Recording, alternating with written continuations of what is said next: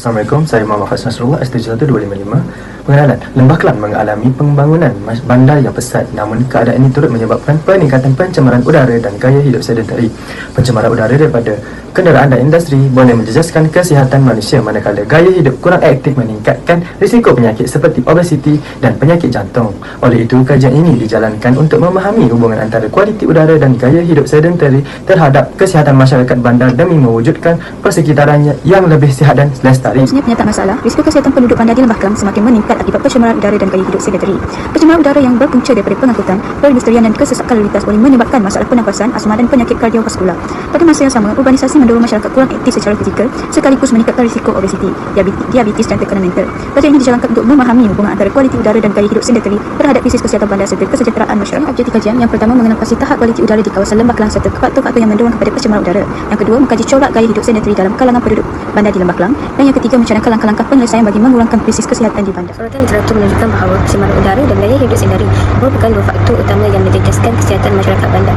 Kualiti udara yang rendah meningkatkan risiko penyakit, manakala gaya hidup sedentari menyebabkan pada obesiti dan penyakit kronik. Kajian juga mendapati pencemaran udara mengurangkan aktiviti fizikal masyarakat.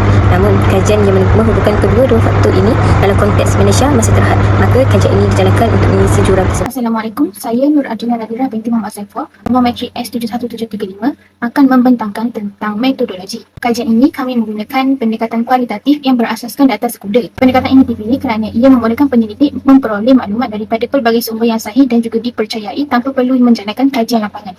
Kajian ini menggunakan reka bentuk kajian deskriptif dan juga kajian kepustakaan. Iaitu untuk deskriptif ni huraikan keadaan semasa, kualiti udara serta corak gaya hidup sedentari dalam kalangan penduduk bandar khususnya di kawasan Lembah Kelang. Dan juga untuk kajian kepustakaan ni dia melibatkan pengumpulan dan analisis maklumat daripada pelbagai bahan rujukan. Untuk sumber data kualiti udara kami mengambil daripada DOE ataupun IPU, data kesihatan WHO ataupun KKM dan juga data gaya hidup sedentari daripada DOSM ataupun artikel jurnal dan juga kajian literatur. Untuk kaedah analisis data, kami menggunakan analisis saluran iaitu untuk mengenal pasti tema, corak dan juga hubungan yang wujud antara kualiti udara dan juga gaya hidup sedentari.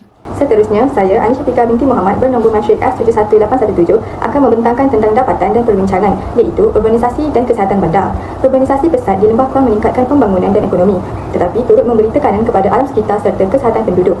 Yang kedua iaitu pencemaran udara dan pembangunan bandar, di mana pertambahan kenderaan dan industri menyebabkan pencemaran udara yang menjejaskan kesihatan, terutama sistem pernafasan. Yang ketiga iaitu perubahan gaya hidup masyarakat, di mana kemajuan teknologi mengurangkan aktiviti fizikal dan mendorong gaya hidup sedentari dalam kalangan masyarakat bandar.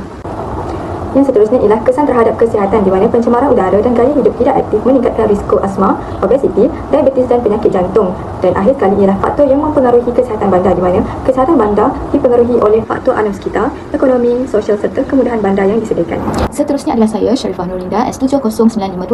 Saya akan menuliskan dengan cadangan penyelesaian. Terdapat 5 jalangan penyelesaian bagi meningkatkan kualiti hidup penduduk. Yang pertama adalah dengan memperbanyakkan ruang hijau untuk mengurangkan suhu dan juga pencemaran udara. Yang kedua adalah memperketatkan kawalan pelepasan industri. Yang ketiga, melaksanakan program kesihatan komuniti bagi meningkatkan kesedaran kesihatan. Yang keempat adalah menambahkan akses kepada perkhidmatan kesihatan. Dan akhir sekali, menggalakkan penggunaan pengangkutan yang lestari bagi mengurangkan pencemaran dan juga mewujudkan persekitaran yang lebih sihat. Kesimpulannya, pencemaran udara dan gaya hidup sedentari memberi kesan negatif terhadap kesihatan masyarakat bandar di Lembah Kelang.